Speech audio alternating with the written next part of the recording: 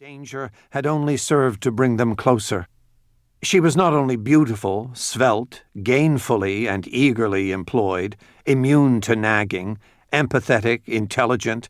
She'd also proven to be the ideal soulmate.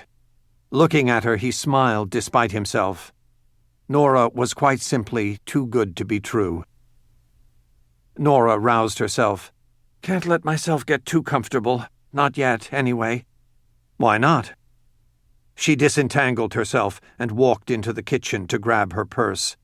"There's one more errand I have to run." Smithback blinked. "At this hour?" "I'll be back in 10 minutes." She returned to the couch and leaned over him, one hand smoothing his cowlick as she kissed him. "Don't go anywhere, big boy," she murmured. "Are you kidding? I'll be a regular Rock of Gibraltar." She smiled, stroked his hair again, then headed for the front door.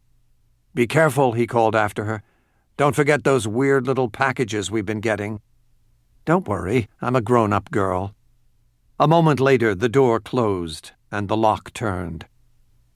Smithback put his hands behind his head and stretched out on the sofa with a sigh, giving the port another sip. He heard her footsteps recede down the corridor, heard the chime of the elevator. Then all was quiet save for the low hum of the city outside. He could guess where she'd gone, to the patisserie around the corner. They made his favorite specialty cakes, and they were open until midnight. Smithback was particularly partial to their praline genoise with Calvados buttercream. With any luck, that was the cake Nora had ordered for tonight's celebration. He lounged there in the dimly lit apartment, listening to Manhattan breathe. The cocktails he'd consumed had slowed everything down just a little. He recalled a line from a Thurber short story, drowsily contented, mistily contented. He had always felt an unreasoning fondness for the writings of fellow journalist James Thurber, along with those of pulp fictioneer Robert E. Howard. One, he felt, had always tried too hard, the other not hard enough.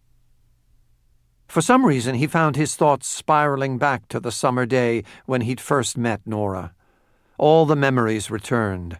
Arizona, Lake Powell, the hot parking lot, the big limo he'd arrived in. He shook his head, chuckling at the memory. Nora Kelly had seemed like a bitch on wheels, a freshly minted Ph.D. with a chip on her shoulder. Then again, he hadn't exactly made a good impression. Acted like a perfect ass, that was for sure.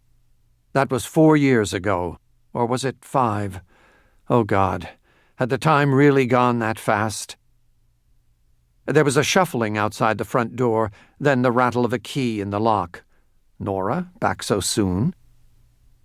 He waited for the door to open, but instead the key rattled again as if Nora was having trouble with the lock. Maybe she was balancing a cake on her arm. He was about to rise to open it for her when the door creaked open and he heard steps cross the entryway. "As promised, I'm still here," he called out. "Mr. Gibraltar. But hey, you can call me Rock." There was another step.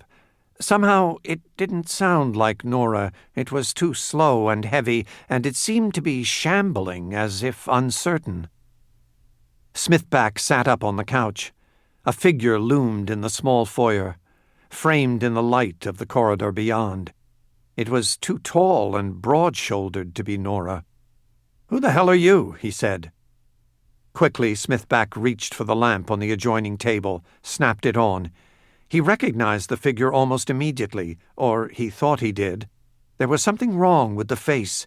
It was ashen, puffy, almost pulpy. It looked sick, or worse. "Colin?" Smithback said. "Is that you? What the hell are you doing in my apartment?" That was when he saw the butcher knife. In an instant he was on his feet. The figure shuffled forward, cutting him off. There was a brief, awful moment of stasis. Then the knife darted forward with terrible speed, slashing at air Smithback had occupied less than a second before. "What the fuck?" Smithback yelled. The knife shot forward again, and Smithback fell over the coffee table in a desperate attempt to avoid the blow, overturning the table as he did so.